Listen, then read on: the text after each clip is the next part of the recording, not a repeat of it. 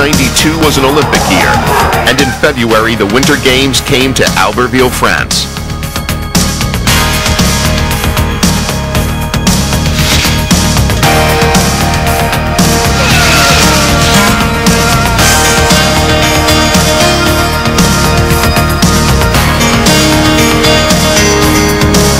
From an American perspective, probably the biggest story in the game was the fact that the American women were so successful, particularly relative to the American men. I think the U.S. won 11 medals total, 5 golds, and of those, the women won 9 of the medals and all 5 of the golds. This isn't just a short-term blip. The U.S. women, relative to the rest of the world, they're a dominating force. Bonnie Blair trying to win gold medals in consecutive Olympics. Bonnie Blair was the favorite in the speed skating. She won 2 gold medals. It's not easy to be a favorite. The pride of Champaign, and the corks are probably popping in Champaign, Illinois right now.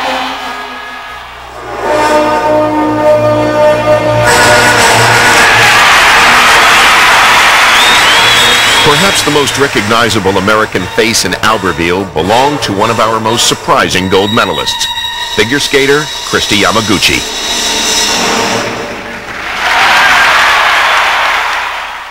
Well, when I first found out that I did win the gold medal, it was just a buildup of emotions inside, just thinking, okay, this is what the early mornings and the years of sacrificing things has led to.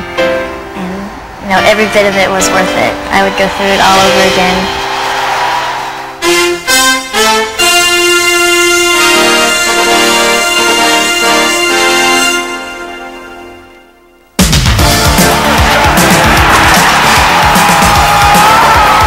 In college basketball, the cry could be heard in arenas all over the country. This was a season to remember.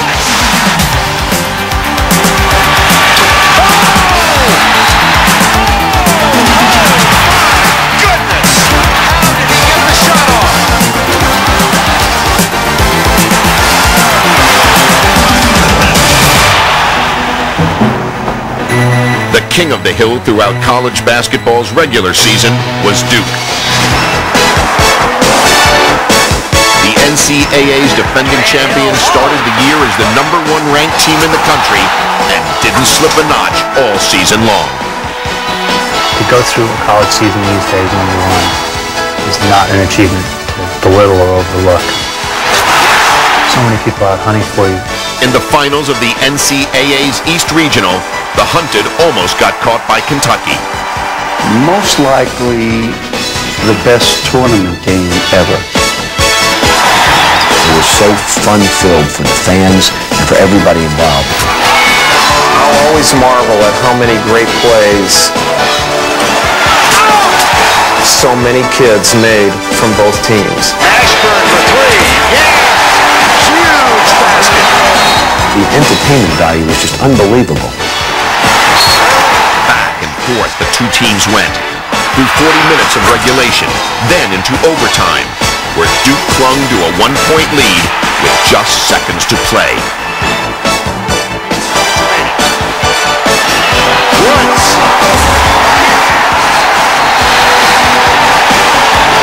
There was such a rush to your head, such a euphoric experience. The first thing I think you have to tell them is we're going to win. Whether you completely believe that or not, you have to get that in their minds. Here's what we're going to try to do. When those players went out and that court left that hole, you just looked up to the sky and said, I can't believe this is going to happen. And then suddenly it was taken away.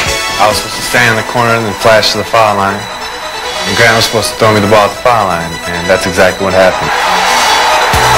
There's the pass to Laettner. Puts it up.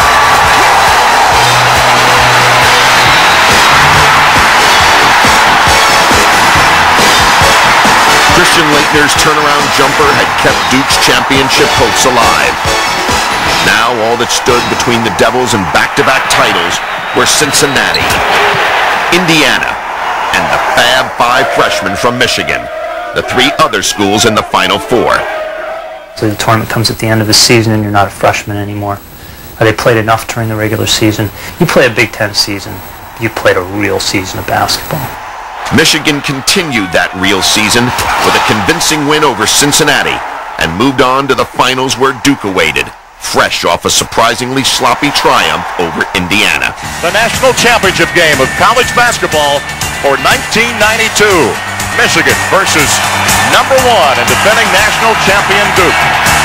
And what a battle this should be for the biggest jewel in men's college basketball, the NCAA national crown. Refusing to be intimidated by the magnitude of the moment, Michigan's freshmen battled Duke evenly throughout the first half, even posing some unexpected problems for the nation's number 1 team. You just don't realize how big Michigan is. I thought they forced a number of the turnovers. It wasn't just us throwing the ball away. Weber behind the back to Laettner, goes up, underhand, Duke reverse, gets it. Great pass, Chris Weber. Another reason for Duke's slow start was the dismal performance of Christian Laettner, 1992's College Player of the Year. Sometimes a great player in baseball strikes out 3 times and then hits a home run to win the ball game, and he came out from halftime, I think, in just totally different frame of mind. Yes! Christian Laettner! Soon Laettner had Duke off and running, aided by the tournament's most outstanding player, Bobby Hurley, and sophomore Grant Hill. I think Grant Hill was saying, there's a guy who's going to have to take care of business up front, and I'm going to be it. It just looks so easy, the way he slipped baseline those few times to score. Just when they needed it, he did it. Hill put a cap on Duke's explosive second half as the Devils successfully defended their NCAA title with a 71-51 win over Michigan. They said it couldn't be done, but Duke has done it again. And now, for the second year in a row, they wear the crown of the king. To go wire to wire, number 1, and really have 4 tough games in a row to end the NCAA tournament. It wasn't anything that was given to us. Our guys went out and earned it.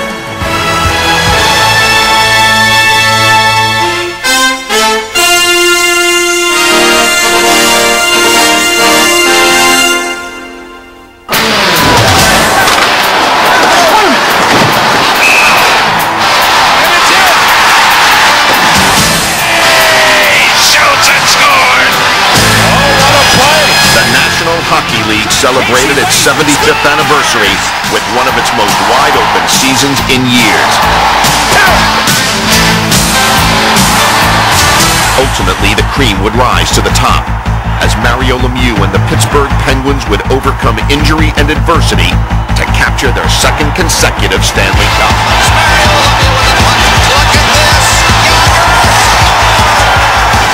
We have the type of team that we could skate with anybody. Lemieux takes the puck into Chicago and makes a move on Smith.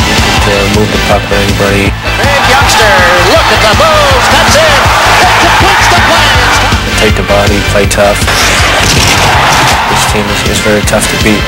Tough to beat and even tougher to intimidate. On their run to the Cup, the Penguins stared down first-round elimination, coming from behind to beat the Washington Capitals. Then early in the next series against the Rangers, Lemieux went out with a broken hand. I knew right away that I was not going to go on in that series, and it was going to take a while before I could come back and help the team. Once more, an opponent had Pittsburgh in trouble, but the Penguins came through again, and in the process enjoyed the emergence of a new star, Jaromir Jagr. We knew he was going to make a great play, and we made it look so easy, but when you're a great player, you make it look easy sometimes. Lemieux himself made things look easy when he returned to action as the Penguins beat the Boston Bruins, before going on to sweep the Chicago Blackhawks to win their second straight Stanley Cup.